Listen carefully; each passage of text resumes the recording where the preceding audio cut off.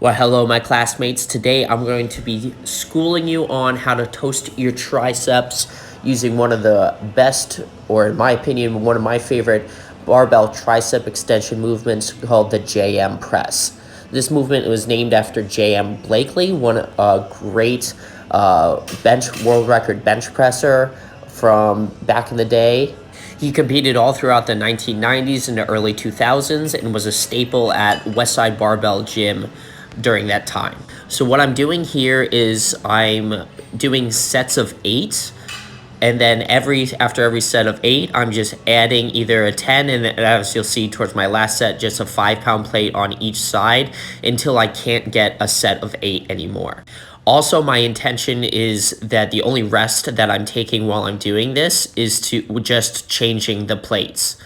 Now you will see me take a little bit more rest on a couple sets. One, because I actually had to go find more 10-pound plates, and before my last set, I chalked my hands up, and again, I was okay with that because I knew I wasn't going to get 8 for my last set, and it was going to be an all-out effort, so I was going to let myself get a little bit more rest. So when I was doing this, I was under the idea that I was just doing a different style of cluster set. So there's a lot of different ways to kind of do cluster sets when it comes to accessories. I have other videos, and there are other even tricep videos where I show you what I did for a different type of cluster set and rep protocols. But recently, I was listening to the Becoming Ronin podcast with James Smith and Brian Oberther, and I really love their podcast. I think it's really awesome to listen to. I've also taken a CPPS course from them and Joe DeFranco, and I think it's one of the strength courses that I've actually learned the most from, so I highly recommend it.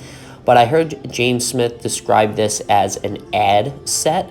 So it's kind of almost the reverse of a drop set. So for a drop set, you would start with a certain amount of weight, and then you'd go to failure, very close to failure. You would take weight off or just grab the next lowest pair of dumbbells and continue until you hit failure again. And you would do that for a certain amount of drops, and then you would be done. But obviously an add set is the opposite. So you have a set amount of reps that you're going to do, and then you're going to continue to add weight with a short break and then see how much weight you can get up to keeping the same amount of reps. Now what this does is, as you can see, Rick's actually freaking out in the background right now. Even though he's not freaking out physically, he's freaking out mentally because I have 10s, or like 4 10s on each side of the bar, and he said it doesn't look right, but I guess he can just get over it.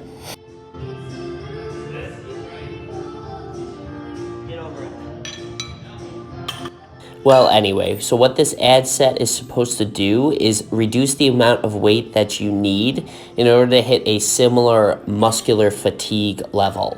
So that fatigue is going to build up across the sets, and then each set is going to continue to get harder and harder. So the ultimate end is that I'm not going to need as much weight on the bar as I would need in order to fully fatigue my triceps or whatever other muscle group I would be working at that time. Because even if you're doing a drop set, that means that you're going to have to warm up to the heaviest weight that you're going to use. So you're still going to start out with a, quote unquote heavy weight for the movement, and then you continue to drop as you fatigue. But whereas since the fatigue kind of follows you on the way up, it's greatly going to limit the amount of weight that you use for your last set. So here's my last set here. I'm only going to end up getting 5. I kind of thought this was a long shot, but I was going to go for it anyways. Since I was doing a set of 8, I knew I had a lot of room to work with. And they're not super clean reps either, but that's okay. I was trying to push those triceps a lot at the end. I'm okay that they're not totally perfect reps. They're not dangerous, so I'm fine with it. Well, class dismissed.